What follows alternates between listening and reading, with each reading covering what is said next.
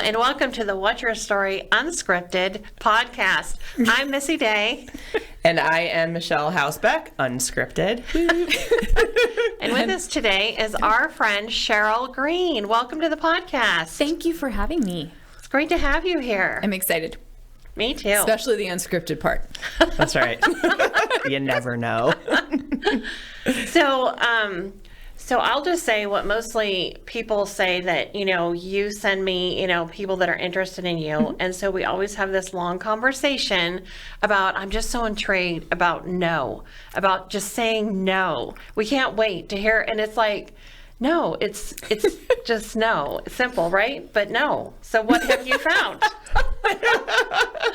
Well, you know what? No is an incredibly simple word. It is not a full sentence. I'll jump up on that soapbox in a little bit, but it's a word that so many people struggle with, and myself included for 40 plus years. And it's important. It is so essential for our well-being, for our relationships, for our careers, that we learn how to say no and how to set healthy boundaries. How many people would you say, just as a guess, how many people do not have boundaries at all? Oh, I'm not going to say most, but I am going to say a lot. Unfortunately, I think boundaries are something that theoretically you should learn as a child. And I'm not trying to throw parents under the bus when I say this, but it's pretty impossible to teach something you yourself don't know how to do. Mm-hmm. So if you don't know how to set boundaries, how do you teach your kids? And if you grow up in an environment where you've never been taught, you've never seen them modeled, or even worse, you tried to set a boundary and you were reprimanded for it, it's going to be difficult. You go into adulthood and it doesn't just happen overnight. No. Right. How did you learn to say no? I burned out to the point where I almost took my own life, and realized in that moment that something major had to change.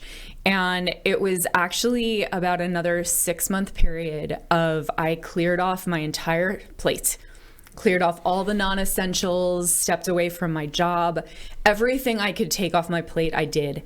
And 6 months later, my plate was full again. And they brought friends. I didn't know what was going on. And I literally sat back and was like, what just happened?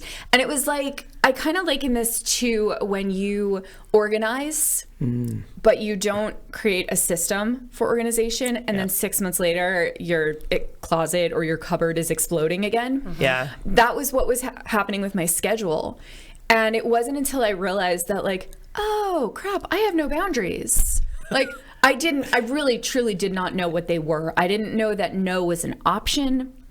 I didn't know that I was allowed to, or that I would still be included in polite society if I turned something or someone down.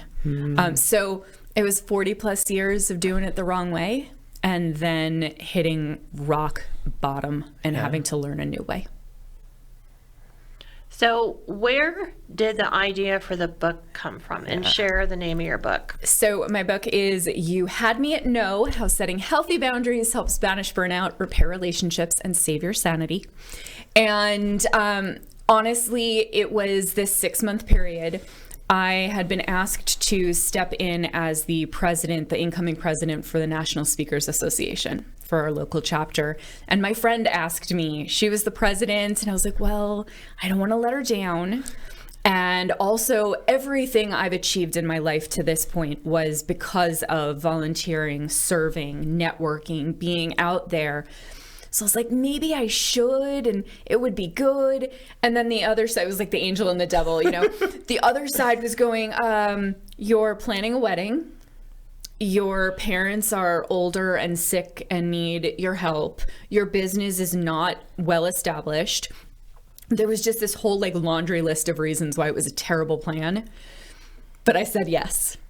Because of course I'm going to say yes. It's my friend. Mm-hmm. And I struggled with that answer for a couple of weeks. I ended up speaking to a mentor that works with the chapter. And he said, you know, Sheryl, he said, it's not bad if you turn around and say no now, because you can't serve the chapter the way the chapter deserves. Right. He said, what is bad is if you wait 9 months, you take up all the training, they believe you're going into this position, and you turn around and say no then. That's the problem. And I sat with that for a little bit, and then I got on an airplane and my Kindle died. And I went, oh crap, I have to sit here with my own thoughts for the next 3 hours. I was like, oh, this is the worst. But as always happens when you're just quiet, something amazing came out of it. And I literally on the airplane was like, I have a problem with boundaries and I can't be the only one. And I decided, yes, I'm going to go on this journey. Yes, I'm going to learn how to do this, but I might as well take people along with me as I do it.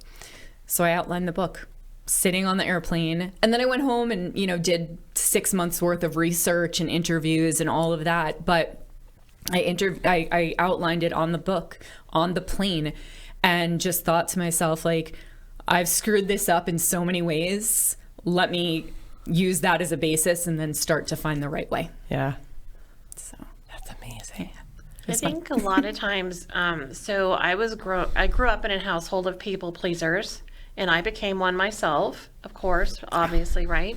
So it was always, sure, I'll do that. And I always like, oh, people know that if they need anything, they can just call me because I'm always going to do it.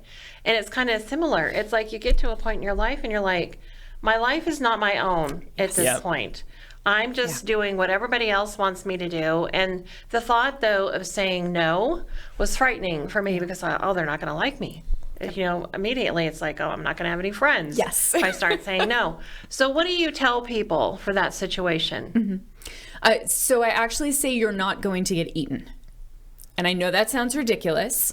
However, that feeling that you are experiencing, that thought of, if I set a boundary, if I say no, they're not going to like me, I'm not going to have any friends. What that's doing is that's activating the like lizard brain that we've still got back there that is going, well, if I don't please people, they will not surround me. I will not be part of the tribe. If I'm not part of the tribe, then no one's watching my back. And if no one's watching my back, a saber-toothed tiger could eat me.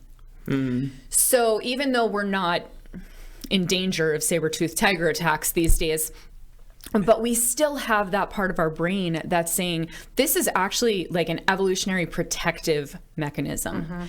And I don't want to say we don't need that anymore, but we don't. And that fear, as much as that's unfounded in terms of the actual danger, you're probably also not going to lose all of your friends. In fact, you're probably going to strengthen your relationships and really build up the people around you because you're not backing out at the last minute. You're not doing things out of guilt. You're not feeling resentment, which PS is coming out. Like people are noticing. Like they get it. So it's actually making things stronger and making things better. Is that seriously mine? Well, I think too that also in that scenario is that's how I don't like labels, but like the flake friend, right? The one that, yes, I'm going to be there, and every time you may not even hear from them.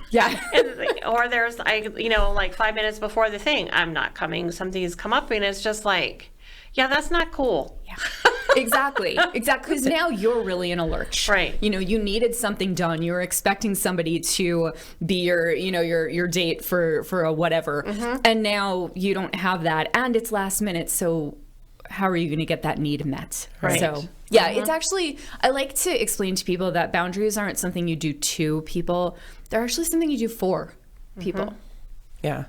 And I mean, you're also fully, I think when you're saying yes, because you want to be there, you're obviously fully present. That is not a word. It is now. But if you're, if you're saying yes to everything and you're like, I don't want to go, right? And it is, you can fully say no, and it's absolutely fine. You said the resentful thing. You're just sitting there like, man, I don't want to be here, which creates a whole nother set of issues. Yes. Yeah. I went through too the whole people pleasing, but also the FOMO, right? I'm fear of missing out. Like I have to say yes to absolutely everything because I'm going to miss out on something if I don't go to everything. Yeah. That is exhausting. Yes. Well, and the cool thing is, and I'm living proof of this right now. No doesn't mean never. Right. So yeah, I said no to the NSA presidency 3 years ago. I'm actually going to be president next year. I've already gone through the training. Like I'm vice president. Awesome. Thank you. So it was just this real experience of like, no doesn't mean never. Like we just can't do everything at the same time. Right. So that helps. Man, this has been a theme today. I know. Boundaries. Yeah. So you're a speaker. So share with anybody that's watching that has conferences or conventions or just wants you to come and speak at their event. What are some of the topics that you speak about? So my favorite keynote right now is called How to Say No Without Burning Bridges and When to Light the Match. Oh, are you like a copywriter or something? So I know, right? It's almost like I write. But yeah, a lot of boundary work, they don't get into the communication aspect of it. And setting a boundary in your head and actually telling another human being, completely different beast. Just completely different world. And like you said, the scary part is the actually telling somebody and what's going to happen. What's the fallout from it? So when you express a boundary in a healthy way, healthily, is that a word? Yes, it is now. Thank you. When you do that in a healthy way, like I said, it strengthens relationships. But there are times that relationship doesn't need to be strengthened and it actually does need to be ended. So that's probably one of my favorite keynotes.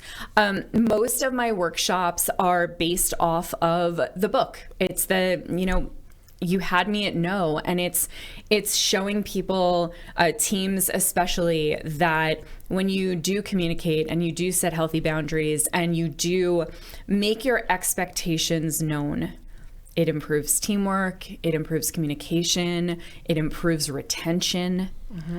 Because you think about how many people are silently seething. Oh, yeah. They're overwhelmed. There's too much work. They don't see a light at the end of the tunnel, which is where I was at. And rather than be comfortable, be confident to speak up to their supervisor or their leadership, they just turn in on themselves and they shut down in their roles. And eventually they just leave. So as a leader, wouldn't you rather someone be able to come to you? You have a great employee that suddenly you start seeing slip. Wouldn't you rather them come to you and say, hey, I have a problem. Let's figure this out because I don't want to go anywhere. Right. Rather than, hey, 2 weeks notice. So. Right. So how would people buy your book? Let's start there because everybody should read it so they can buy your book. Yes, please. Love the title. So that is available on Amazon. If you go to my website, which is SherylGreenSpeaks.com, you can get a direct link so you don't have to go searching in the world of Amazon. I also have a coloring book that goes with it. It is for adults. There's a spicy word in there, so don't buy the coloring book and hand it to a child without looking. It is for adults. But yeah, check out on Amazon, and I would love the world to read my book, because when we set healthy boundaries, we actually strengthen other people's and we enable them. So it really is that whole, a rising tide lifts all boats situation. I think especially going back to what you said before, for people that overfill their plates all the time, that's an overwhelming, stressful, fearful place to be. And I think your book sheds light on that and how you can stop overfilling your plate. Yeah, it is a how-to guide, and if you like to laugh, you're going to enjoy it. Well, thank you, Sheryl, for coming on the podcast today. you. I appreciate it so much. And your hair looks great. Thank you. It looks fantastic. Hair by Ray. He did a wonderful job. So if people want to get a hold of you, how do they? Well, you can visit SherylGreenSpeaks.com. I am on LinkedIn. I am rarely on Instagram, but if you want to see pictures of my dog and some plants, you can check that out. And they can call you because I am a part of the What's Your Story Speakers Bureau. So call Missy. Yes. Let's get her booked. Yeah. For your company or whatever. Even if it's just you. All right. Thank you, everybody. I remind you to like, share, and subscribe to our channel, and we'll see you next time. Bye.